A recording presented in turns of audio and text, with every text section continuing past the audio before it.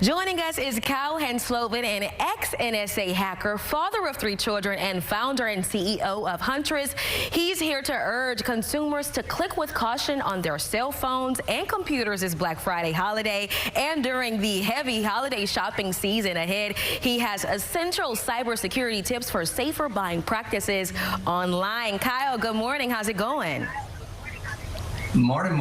Staying out of trouble, watching out for shady hackers this holiday season. Absolutely. You're going to help us do just that. Now, talk to us about what are the biggest cybersecurity threats shoppers face during this holiday season.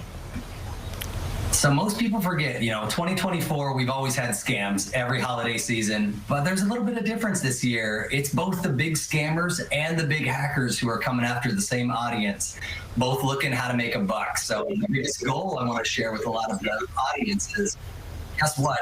The same type of tactics that stay safe from scammers often help from hackers, even outside the holiday season. So maybe we can kick off with a couple of big tips. What do you think? I think that's great because this is an opportune time where people, try to take advantage. So what are some of those tips that can ensure safety online when people are shopping?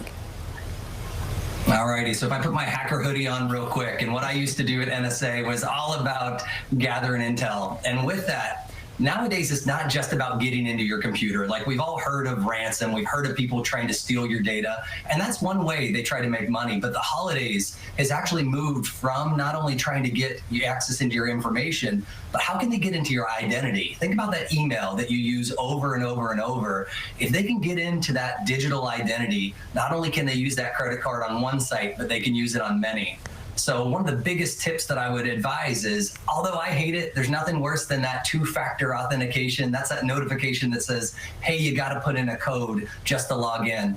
But it turns out that's one of the biggest things that slows hackers like me down, that when I have to not only guess your password, but now I have to somehow get into your phone or get into that app that's going to give me that one-time button that I have to click. It just really raises the bar. So that's one of the biggest tips this holiday season I could advise. Awesome. There's a lot to look out for there. Now, how can viewers spot a fake website or email scam offering deals during the holidays? So this is going to age me, but I think back to that old TLC song of don't go chasing waterfalls, but it's talking about sticking to the websites that you're used to, right? And I'll tell you, one of the biggest things that I see lure people online is like, hey, you can save an extra 10%, but it has you using some of these shady, what I call pop-up websites that only show up maybe during like the Black Friday or holiday seasons. And the reality is that 10% you're going to take a risk on going to kind of some no-name website probably has high chances that not only is there opportunity for credit card fraud, meaning somebody captures your credit card in the process, but there's a lot of folks that create these phishing websites that want you to think that you're getting that extra, good deal. But either A, you end up with a dupe, something that's not actual legitimate, or even worse, it turns out you never get the product and it costs you a lot more than that 10% you saved. You might have to dispute that with your credit card. So sticking to the Amazons, all the typical Walmarts, Targets, etc.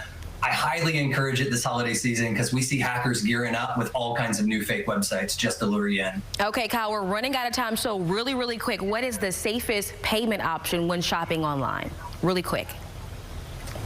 Yeah, everybody gets hacked these days. The fact that you can contact your credit card at a moment's notice to be able to get some of the refund, that's kind of what 2024 is like. So drop that stigma. If you do get scammed, make sure you reach out because time is of the essence if you want to be able to make your money back.